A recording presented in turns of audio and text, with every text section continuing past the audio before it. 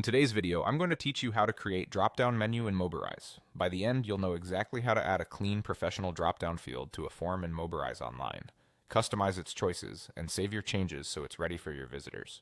Start by opening your browser and heading to Mobirise Online. On the login page, choose Sign In with Google. Select your Google account to proceed.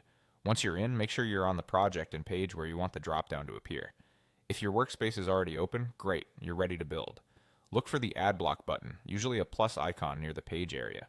Click it to open the block library. From the categories, select Form. You'll see several form block options. Pick the custom form and drag it onto your page.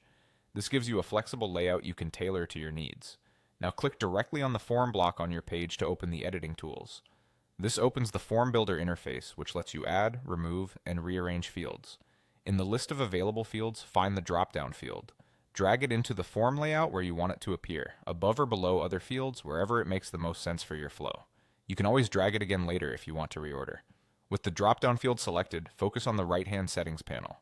Here you can set the field label, placeholder text, and most importantly, add the options your visitors will choose from.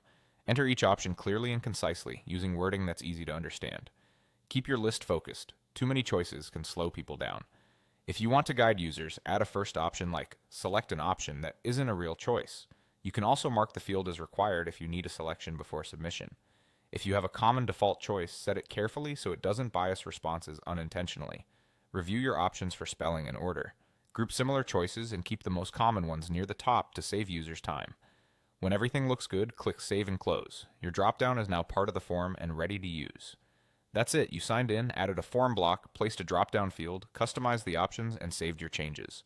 Preview or publish your page when you're ready and test the form to confirm the drop-down behaves as expected. Keep your labels short, your choices clear, and your form layout simple for the best results.